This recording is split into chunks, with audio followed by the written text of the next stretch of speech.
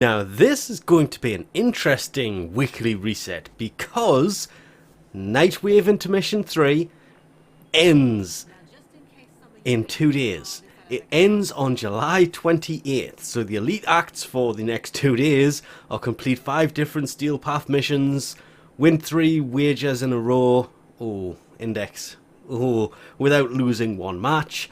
Normal acts: complete an Isolation Vault bounty on Deimos, complete 3 Nightmare missions of any type, polarize a weapon, pick up 8 rare mods, and complete 3 assassination missions. Remembering, this ends on July 28th, so you can do them easily before that. There's nothing there that's overly hard to do. I'm expecting, considering it ends this week, the key to be here, but there is, as you could expect, Kuva, Nyatan, Vauban parts, Catalyst, Reactor, helmets, another Solstice skin, possibly the most used one, the lens. There is no wolf helm for the operator, that's a surprise, and no key for Nilheil's Obelete. That's unexpected. Auras: there is Infested Impedance, which slows down the infested. EMP aura that reduces hit chance for the Corpus. Energy Siphon, which basically, it doesn't really siphon energy, it's more of an energy restore. The energy regenerates over time. And Physique: maximum health increased by 90%. That's 90% of the base, not modded. Dual Zoran Dagarak skin, the Sindo Manticore skin. I'll wait for this one to rotate round. Turns an axe into a hammer. Oof. Emissary ornament: this is a landing craft decoration. There is the wolf beacon. Only way to get the wolf to spawn to get a hold of the weapon that he drops, that's the wolf sledge, is to pick up the beacon, and only way to get that is from Nightwave. That ends in 2 days. There is the kinetic siphon trap decoration. Landing craft decoration doesn't really do anything else. Dark sword blueprint: this is actually a melee weapon that you can build, as is the ceramic dagger. I could have sworn for the longest time Vor dropped that, and it was replaced with the seer. But apparently it's in here now. Augments: there is the Prism Guard, that's the Prism augment for Mirage. Singularity: absorb augment for Nyx. And Skull Shots for Viper, which is on headshot, 100% ammo efficiency for 2 seconds. Remembering, at 2 PM ET on July 28th, that is... wait, technically this reset would be the 26th, which is Monday, so Wednesday, at 2 PM ET, Nightwave Intermission 3 comes to an end. And Nora's Choice doesn't start until August the 4th.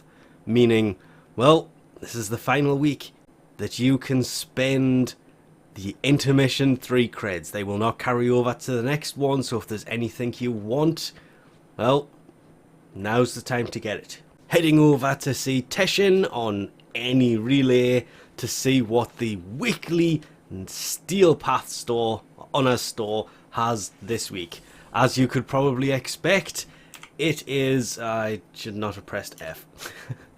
It is the Zor Riven. Yet again, the Veiled Cipher Riven... Veiled Riven Cipher is here. That just automatically, instantly identifies a Veiled Riven. There's no need to do the task to unveil it. It will just automatically do it if you use that on it. Yet again, it has the timer on it.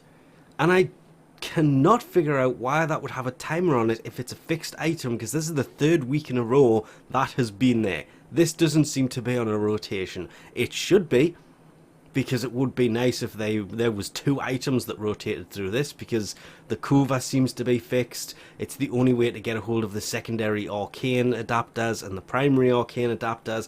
I am really annoyed this says I own one of these, yet it has magically disappeared off my landing craft. I have searched absolutely everywhere for it. It is just gone. Really annoyed, actually. Counterbalances here, the glyphs are here. These all seem to be fixed items every week. This week is the Czar Riven. That is the weekly bring. That is what will change next week. And lastly, it's always worth coming and having a check what Invigorations Helminth has this week, because mine may be for Nyx, Hildren, that's Hildren, Hydroid and Hildren, but yours will be different because everybody has different ones.